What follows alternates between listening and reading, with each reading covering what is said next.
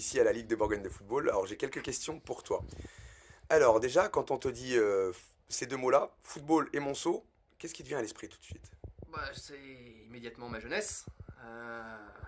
Mes, mes premières années où j'ai signé mes premières licences de footballeur, tout simplement, au stade des Alouettes, avec mes potes. C'est ça, tout de suite, qui me L'essence vient. même du jeu, quoi. Mais bien sûr, parce qu'avant d'être arbitre, j'ai été un joueur comme des millions de pratiquants ici en France. Et mes premiers pas, je les ai faits ici à Monceau. Donc, donc Monceau a vraiment une vraie relation filiale. Tu as une relation filiale vis-à-vis de Monceau, quoi, Bien plutôt. sûr, mais l'aventure a démarré à Monceau, ça c'est certain. Et j'ai une question un peu plus, pas personnelle, mais est-ce que tu étais parti en même temps à Nantes? Il me semble que si mes souvenirs sont bons, quand on était jeune, ton père est parti à Nantes, à la mairie, etc. Il était parti pour travailler là-bas. Et est-ce que tu avais suivi ou est-ce que tu étais resté plutôt vers Monceau? Non, moi j'étais étudiant à ce moment-là, donc je suis resté dans le secteur de Monceau et de Dijon, puisque j'ai fait mes études également D'accord. Tu à as fait Dijon. quel cursus, s'il te plaît? UFR STAPS. UFR STAPS. D'accord. Et tu étais déjà dans le monde de l'arbitrage à ce moment-là? J'ai commencé donc l'arbitrage en 96, j'avais 15-16 ans.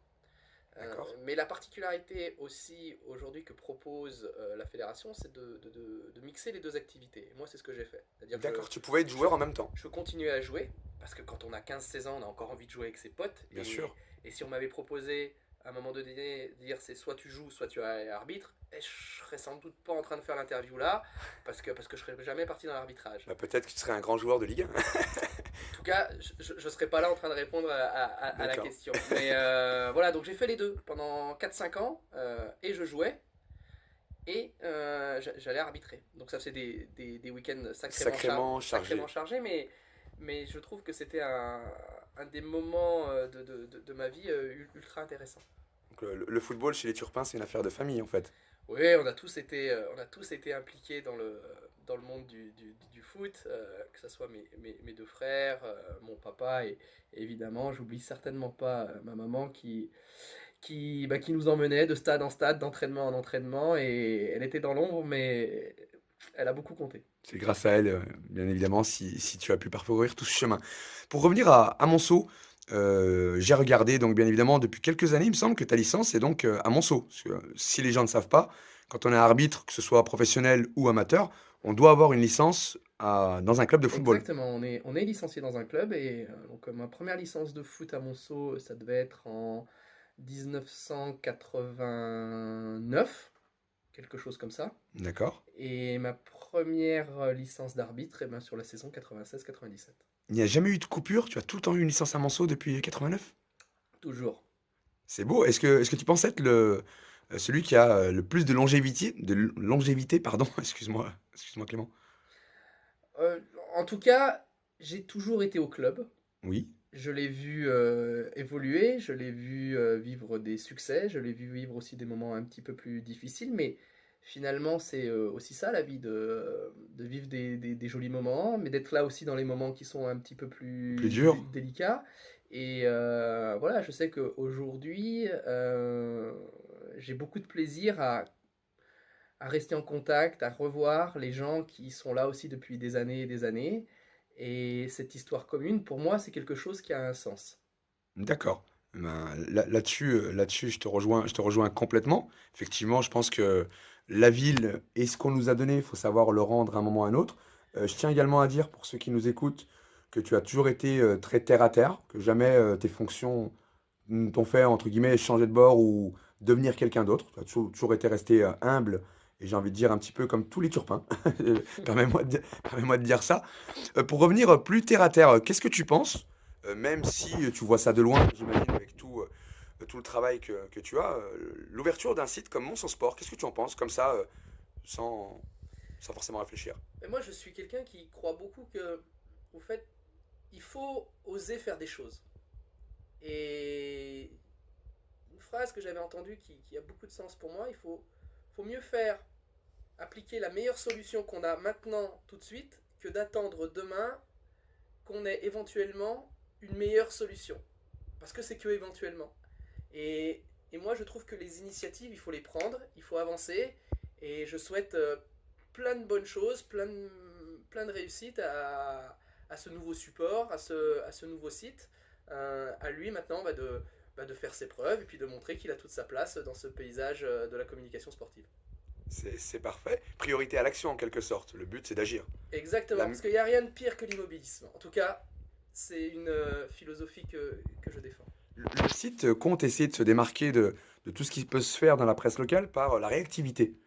Qu'est-ce que tu penses de ça? C'est-à-dire de revenir sur des matchs, 1 heure ou deux après un match de CFA, pouvoir déjà avoir un résumé complet.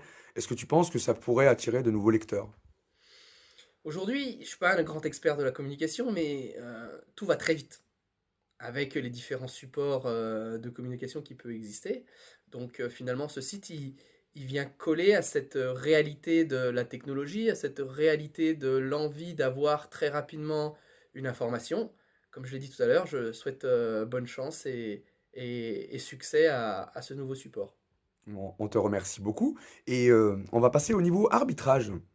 Alors, question complètement bête, mais que beaucoup de Montceliens ou de gens du bassin minier doivent se poser. Quel effet ça fait de siffler contre Zlatan? Ou de siffler, c'est-à-dire pas contre lui sur une faute en particulier, hein. C'est-à-dire d'être sur la pelouse au milieu de grands joueurs qui ont Voilà, des vies et des c'est carrières, la question reformulée comme ça, elle me plaît davantage. C'est-à-dire qu'on ne siffle pas contre les bien joueurs. évidemment. On est là pour le jeu, on est là pour les joueurs, on est là pour le spectacle. Après, quelque part, il y a ce point commun entre, je me souviens des premiers coups de sifflet que je mettais dans le bassin minier et puis aujourd'hui sur tous les stades de Ligue 1. C'est la même chose quelque part. C'est-à-dire qu'on est là pour favoriser le spectacle, on est là pour aider le joueur, aider le jeu. La seule différence, c'est qu'effectivement, aujourd'hui, les enceintes sont plus grandes. Les joueurs, vous les connaissez tous. Il y a des enjeux voilà, sportifs, économiques, financiers, médiatiques qui sont importants. Mais la base, le cœur de l'activité, c'est toujours le même. Tous les arbitres, croyez-moi, tous les arbitres, on a une intention lorsqu'on rentre sur le terrain, c'est d'aider. D'aider au jeu, de Beaucoup de protéger les pédagogie. joueurs. Voilà. Beaucoup de pédagogie, parce que c'est vrai qu'on n'entend pas forcément. La Ligue avait fait justement mettre des micros dans certaines compétitions, comme la Coupe de la Ligue, si mes souvenirs sont bons. Et ça avait beaucoup plu au public, parce qu'on se rendait compte effectivement que les arbitres étaient très humains. C'est-à-dire qu'ils cherchaient toujours à expliquer, à calmer tout un tas de choses qu'on n'entend jamais, ni à la télévision, ni même dans un stade. C'est-à-dire, on ne voit que la sanction brute ou que la décision brute. Qu'en penses-tu de tout ça? Les arbitres, et je suis persuadé que c'est valable dans tous les sports d'ailleurs, on est en interaction totale avec les joueurs pendant 90 minutes. Comment on peut imaginer qu'on ne puisse pas pendant 90 minutes être en contact avec les joueurs? Bien Évidemment sûr. qu'on l'est. Et il y a beaucoup d'échanges qui se font. Et je peux vous garantir que la majorité de ces échanges, ils sont très naturels, très sincères. Évidemment, il y a de Instinctif. l'émotion. Évidemment, il y a de l'émotion. Évidemment, il y a de l'instinct. Et tant mieux, parce que c'est ça qui fait la beauté du sport.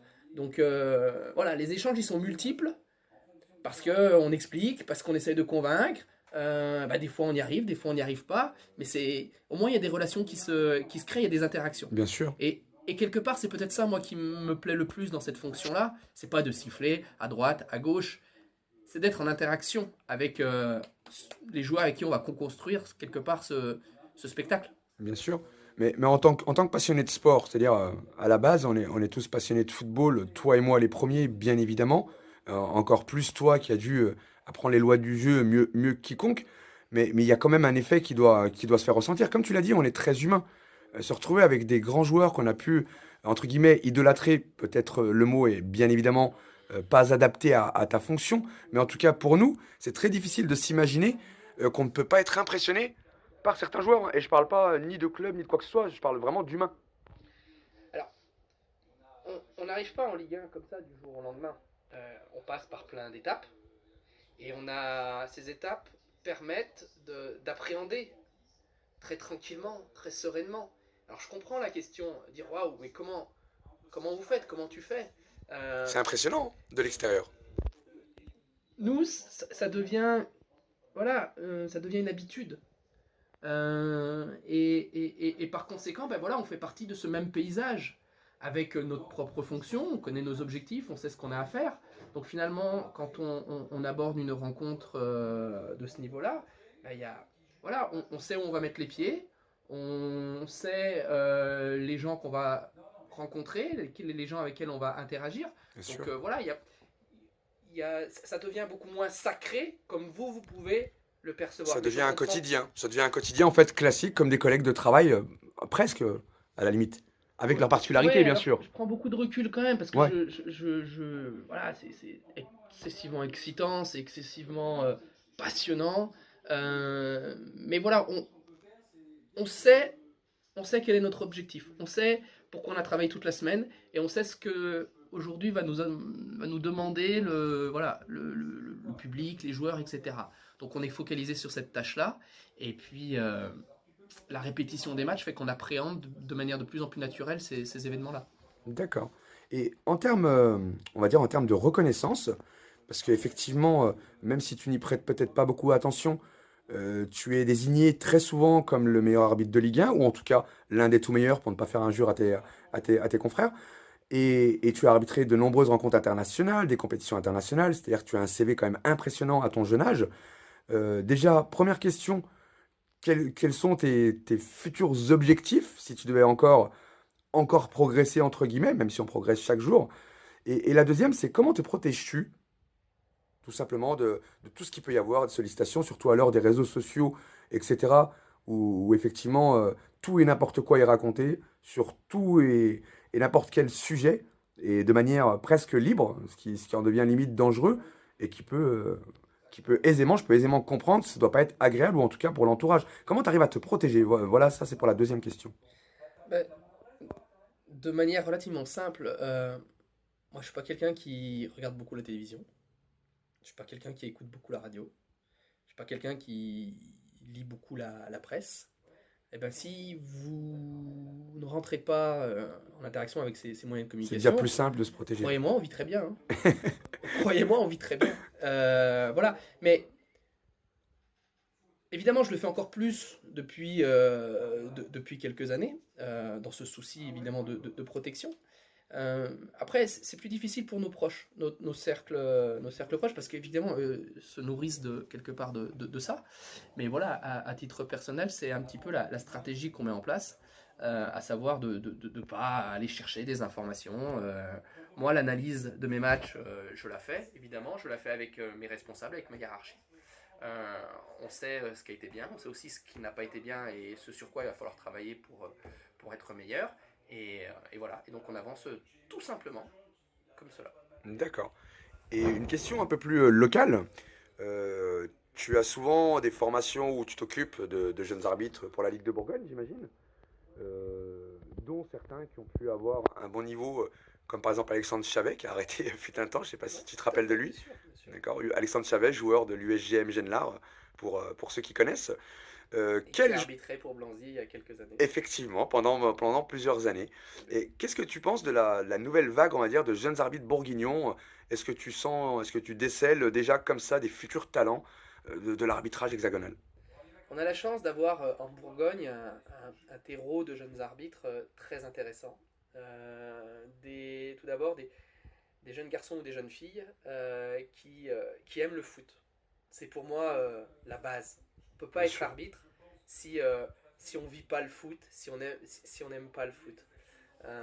Donc on a cette chance-là d'avoir cette base de jeunes garçons, de jeunes filles qui sont impliqués dans leur club. Euh, Quelles sont les meilleures qualités, tiens, justement, pour faire un bon arbitre? Comme je l'ai dit, pour moi, c'est de sentir le foot, c'est de comprendre le foot.